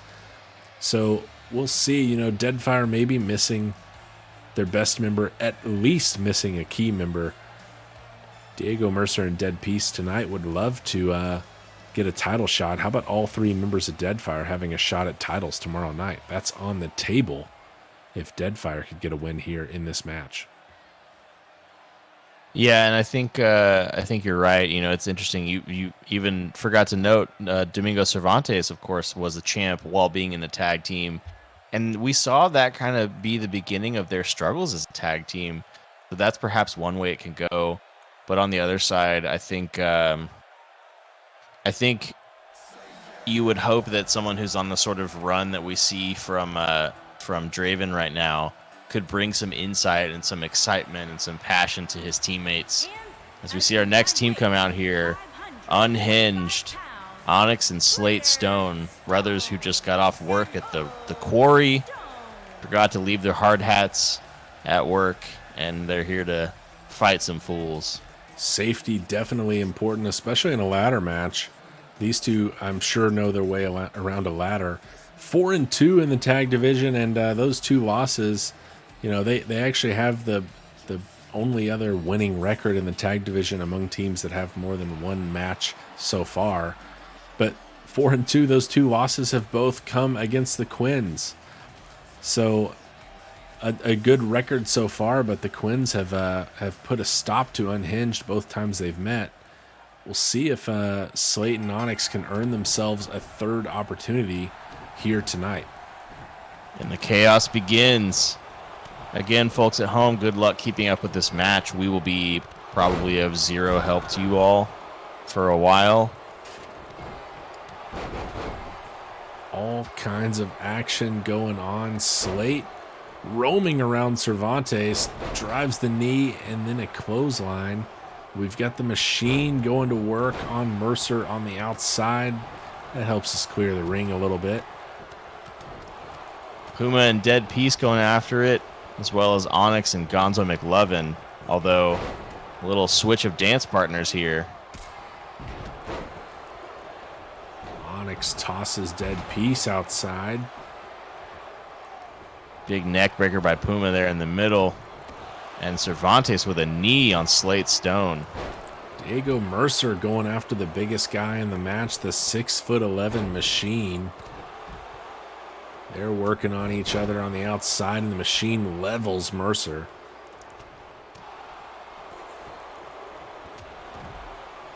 You know, it's funny, the Machine and Mercer being paired up, fighting each other like this. We're seeing such a drastic size disparity. That's the real David and Goliath here in this match, those two. And a standing Spanish fly from Diego Mercer. Oh, my. Couple of holds on the inside of the ring. McLovin just surveying the action. Can't say that I blame him. Mercer Neck goes off the breaker from steps. Peace.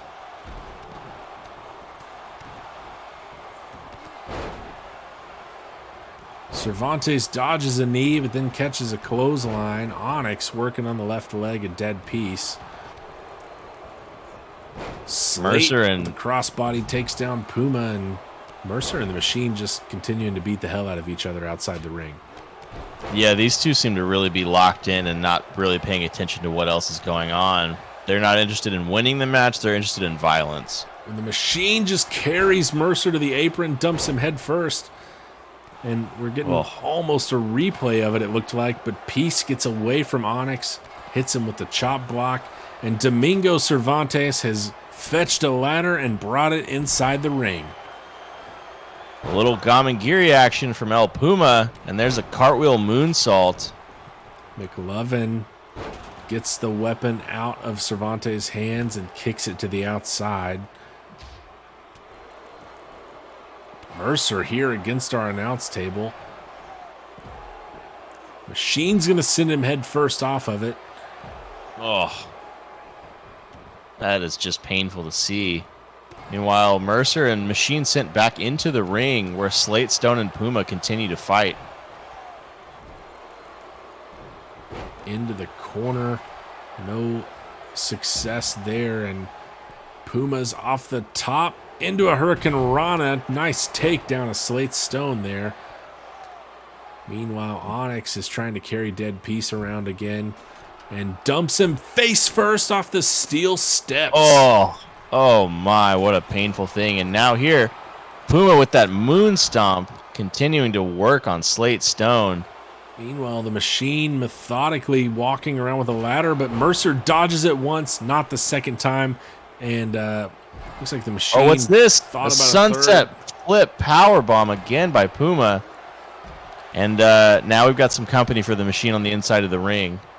Machine making his climb up the ladder, but Dead Peace knocks Punched him in down. the leg. Nice leg punch takes the balance away from the Machine.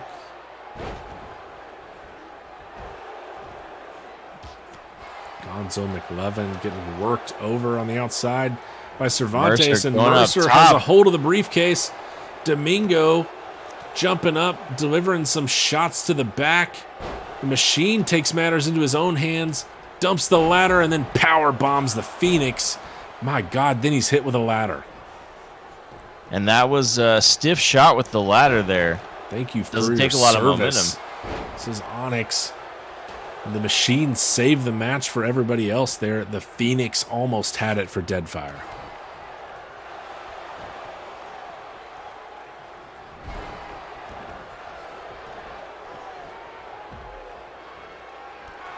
Cervantes to the outside. Onyx dumped off the apron by Puma. And now McLovin getting that ladder up. Love Machine seem to be on the same page about remembering what this match is actually about here. Well, as you say that, McLovin sets up the ladder and then runs away. He's at least helping his partner get up to the top, though. Machine, with a Machine big knows. chop to Mercer, and then Slate Stone gives him a trio of them.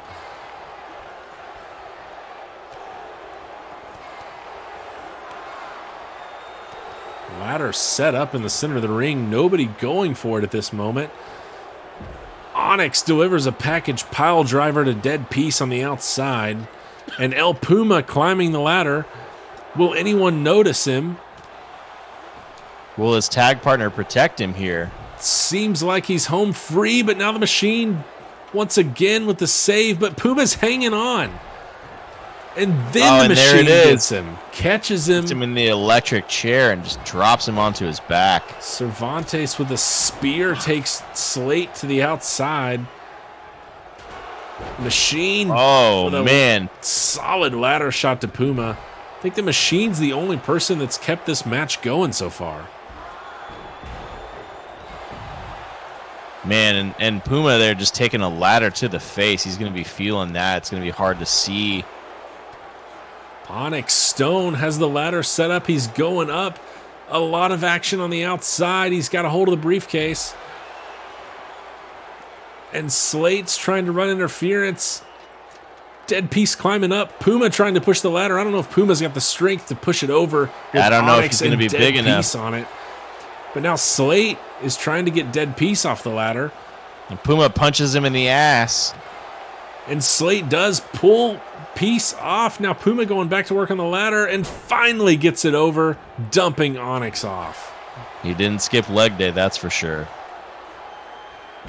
The chaos continues as we see a standing Shiranui there from El Puma to send Diego Mercer to the outside. And a sunset flip power bomb to follow it up off the apron. Slate Stone with an exploder suplex off the ropes to Dead Piece. His head might have got the ladder as well. Yeah, that exploder off of Brett's rope onto the ladder. My goodness. And Puma here looking for a package pile driver of his own. Delivers a package pile driver to Onyx. Slate takes the ladder away from Dead Piece and delivers it clean. He's all alone in the ring now. Can he set up the ladder? Oh no, what are these guys doing? Why are they not paying attention? Mercer it seems like they've and forgotten. Onyx are out. Dead Piece is back to his feet. He's going to climb up. It's a battle at the top, giving the gut punches to Slate Stone, who's trying to hang on. Onyx waited waited too long to set up that ladder. Takes down Dead Piece, Cervantes rather, and then the Machine takes down Slate. Now the Machine is climbing up. Dead Piece is going to have none of it, though. Dead Piece goes for it, but McLovin with the save sends Piece away and outside the ring. Just decks him. And now Mercer is going for the ladder, and McLovin helps him. Betrays his own tag team partner as a power bomb by Diego Mercer on the gigantic Machine. I think McLovin got caught up in the moment and just forgot that his teammate was up there. Those two are going to have some words. Oh my, what does this mean? So Cervantes drives the ladder on the ankle.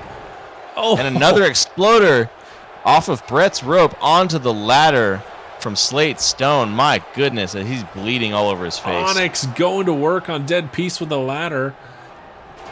A trio of shots levels Piece, who's now back to his feet again. Just mayhem everywhere. McLovin has Cervantes draped off the middle rope.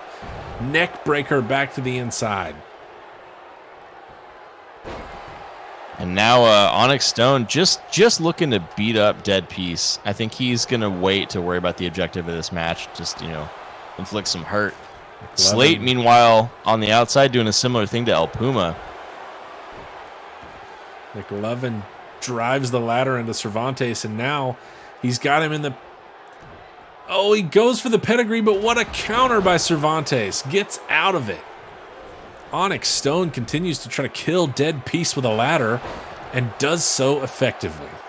I do have a question. At what point does it cross over into attempted homicide as we see Cervantes the Machine chuck the Machine? Crucifix what is happening? Powerbomb on the 6'11" monster. Oh my goodness. How do you even lift him that high off the ground?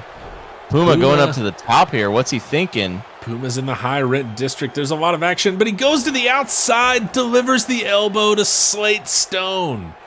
And that bleeding forehead of Slate Stone going to be bleeding a little more now, I suspect. Although Slate, none the worse for wear.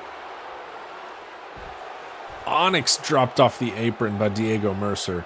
Now after all the chaos in the ring, Dead Piece is taking advantage of the solo shot inside. Mercer goes inside to try to run interference. Machine and Gonzo McLovin are there. The Machine can't get the ladder off, and Dead Piece has pulled the briefcase down for Deadfire. And Deadfire win it after a chaotic match that saw a lot of people injured, a lot of people shedding blood, and Dead Piece really, really earning a spot there in the tag team match tomorrow night. Incredible work from Deadfire. Deadfire survives the chaos despite Dead Piece taking about 27 ladder shots from Onyx Stone. Deadfire will finally get their title shot, getting the victory here tonight. What a big win for them, getting themselves back over 500 and going to get their shot at the Quins with the belt on the line.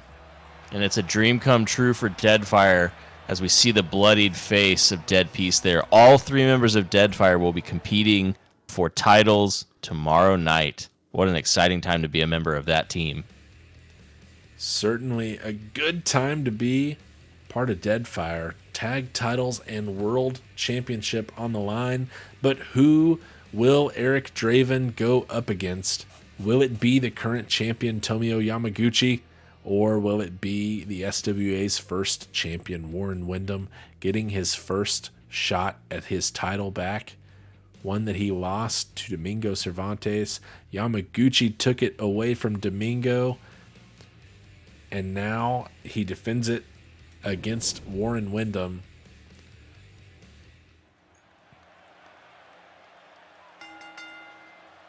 A couple of guys here who are really, really in another stratosphere. We've seen Wyndham obviously has the huge run in the tournament to begin SWA competition. He's our inaugural champion, and he does great in that role for a long time, defends his belt, eventually loses it to Domingo Cervantes. And then after that, we see Uma win the Rumble, get in a match with his tag team partner, and then now you have Yamaguchi, who earns a way into that match. He comes away with a victory in a triple threat match against two guys who are team and presumably going to sort of gang up on him. He's had an incredible performance since then and even up to that point to earn that title shot. These are two guys who have really shown that they've got what it takes here in the SWA, and I think both of these guys are ready to be champion, like they want to be champion, are they desiring to be champion? And so this is going to be a war. I think we've seen a lot of really, really intense fights tonight, a lot of intense matches, and I think this one is going to be no different. Yeah, Wyndham sits at 9-2. His first loss was when he lost the title to Domingo Cervantes. Then he dropped a match to Calvin Abueva, but otherwise he's been near unstoppable. Yamaguchi, on the other hand, didn't go as far in the tournament, but that is also where he got his only loss in singles action, 7-1. And not only did he beat Domingo Cervantes for the title, he beat Cervantes in a triple threat match in which El Puma, Cervantes' teammate, was also involved. Yamaguchi looked near unstoppable in that match and has been on quite a run. His first big title defense here tonight against Warren Windham. And it's Wyndham's first shot at the title since he dropped it. It's the first opportunity we've had for anybody to potentially be a two-time SWA world champion. Can Windham be the first, or is it Yamaguchi's to retain here? Either way, one of these two will defend it against Eric Draven tomorrow night. And again, you got to remember the stakes here. Obviously, the championship is on the line, and both of these guys know what it means to be a champion in the SWA. But you've also got a hungry opponent in Eric Draven, who also has not lost in now 6 matches. So he's a tall order, and he's going to be tired after tonight, but I assume that this match is going to be a similar war. So whoever comes out on top in this match will be the champion, but it could be only for one more night.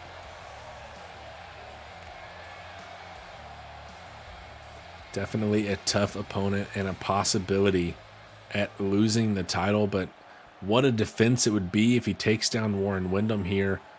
Easily one of the toughest opponents he could possibly have. Windham sits at 4th in our power rankings.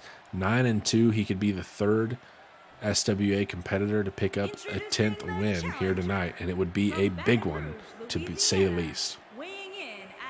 No pun intended, of course. Warren Windham. Introducing the champion from Kobe, Japan, weighing in at 210 pounds. He is the Wrestling Alliance World Champion, Yamashita.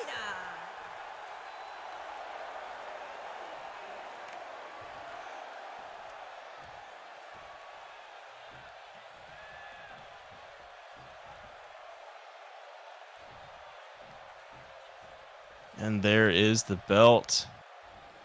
The title that is on the line here tonight. That belt signifies the champion of the SWA. And it's elite competition, as we're about to see as this match gets underway. It's what it's all about between these two here. Windham and Yamaguchi Can Tomio retain, or will Wyndham become the first ever two-time champion in SWA history? He was already the first ever champion, but Yamaguchi not going to want to let that belt go just yet. Going to be looking to extend his reign here. We have seen Wyndham tap out to a submission before. Yasuke Bozeman at End of the Line eliminated Wyndham in that tag match with the Dragon Sleeper. If Yamaguchi can get the ankle lock in, can he tap out Warren Wyndham? You know it's got to be on his mind. Yamaguchi, proud member of the infamous Sub Gang. That's how he has defeated a lot of his opponents, is using that ankle lock. And I think it's a good strategy here against someone like Wyndham. Wyndham is tough. Wyndham is big. But you don't need to be able to, lift him in the air to do an ankle lock. You just need to be able to get him on the ground and then twist his ankle till it comes off. And even if you can't get him to tap, a way to negate the size advantage that Wyndham has, definitely by working the ankle over, doing some damage to the lower body of Warren Wyndham, who has 4 inches and 120 pounds on Yamaguchi, who's now working on the neck of Wyndham here in the center of the ring. He's smart. He's slowing it down. He's trying to wear out Wyndham. He knows Wyndham is all about the power game. He's a true disciple of the power game, and so if he can weaken those limbs, right? If Yamaguchi can weaken those limbs, make it a little harder to strike with such force, he can wear down his opponent and eventually, hopefully, come out with a victory. Wyndham, the first to attempt a pin here, gets a 1 count on the champ, who evades it. And a judo toss there, coming off the hip. Nice counter, using the momentum of Wyndham there to toss the 330-pounder over his shoulder. As he hits him with a blockbuster, too, and working on the head now, it seems. Yamaguchi jumps over in a little back heel kick. Little disrespect to the former champ from the current champ. Gets a 1 count on the cover.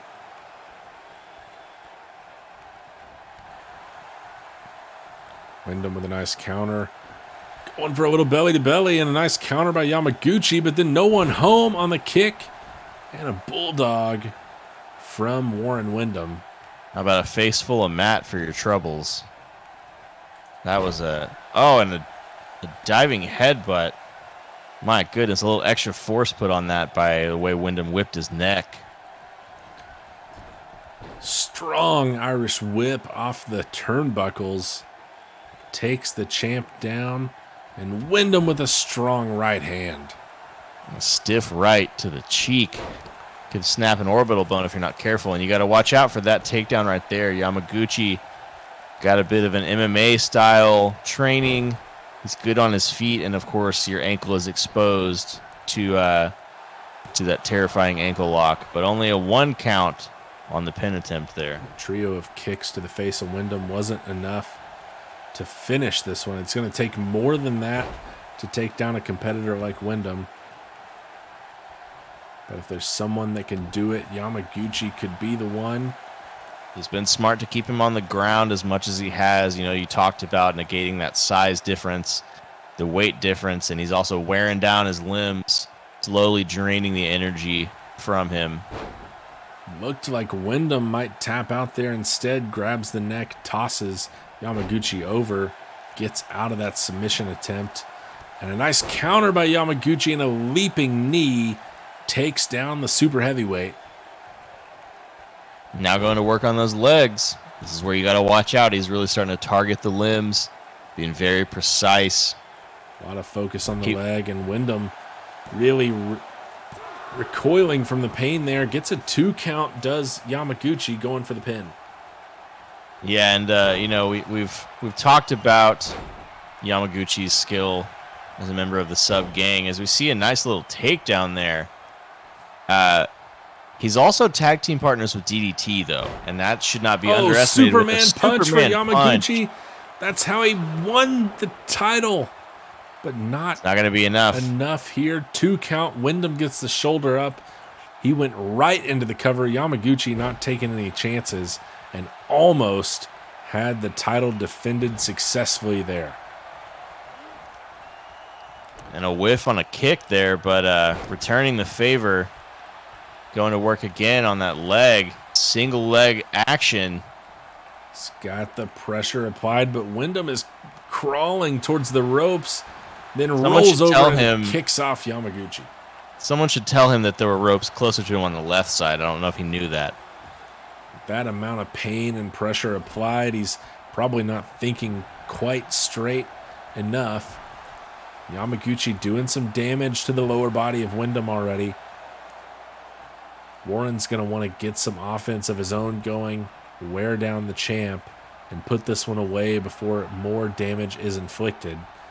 And he's getting him up top. Yamaguchi up in that tree of woe position.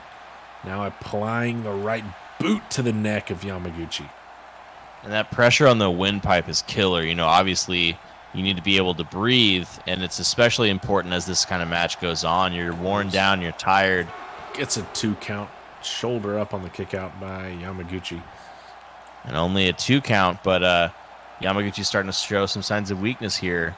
Is this it? Is Warren Wyndham going to get his title back? Wyndham tries to wrap the arm up, but a strong right from Yamaguchi, and what a clothesline. Takes Wyndham to the outside, and Yamaguchi's feeling it. He's telling the fans what's up, and my goodness, how could you not be fired up after that? Yamaguchi daring his opponent to get back in the ring. A count out here works just fine for Yamaguchi. He retains on a count out for Wyndham. That is champion's advantage, but Wyndham, if he's paying attention here, should slide back in the ring pretty soon. Things could get bad for him.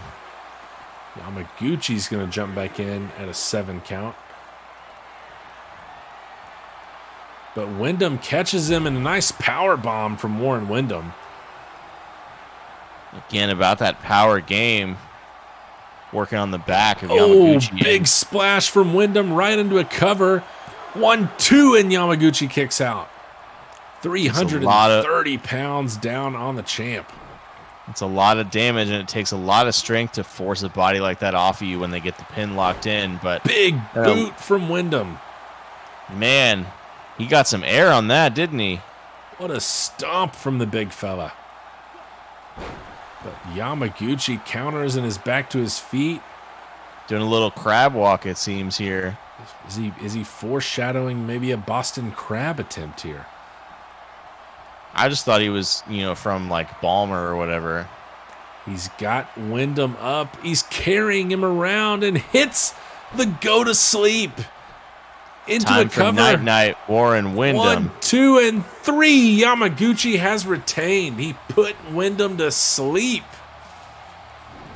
Incredible work by Yamaguchi. My goodness, what a turnaround.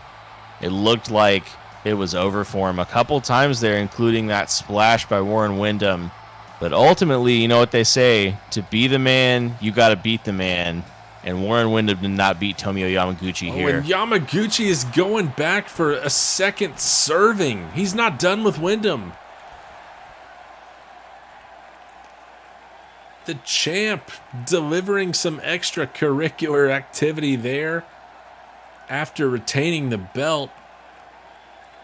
What a finish to night 1 of 2 nights stand. And if you haven't done the math on that yet, night 2 tomorrow night, where we will have even more SWA action, including Tomio Yamaguchi having to pull off a 2-night stand, defend the belt once again tomorrow night against Eric Draven. The Quinn brothers will see Deadfire for the first time with the titles on the line. Dr. Morbius will take on Triple G, and there will be even more action to come. If you've been here with us tonight, we thank you for joining us. If you're catching us later, thanks for tuning in, and we hope to see you tomorrow night. If you are not in the SWA yet, you still have time to join and get all of your points from Season 1 this week. We hope you will join us, perhaps be the next person rising the rankings towards a championship. We had some great debuts tonight from Ndigwe, Nathan Bogard, 8-man elimination match. We saw some great performances. Yasuke Bozeman got himself a win against the Ace. And Captain Tiger Marsh with a nice win against DDT. Had some great action tonight. Thanks, everybody, for coming out. Hopefully see you tomorrow night. And have a good one.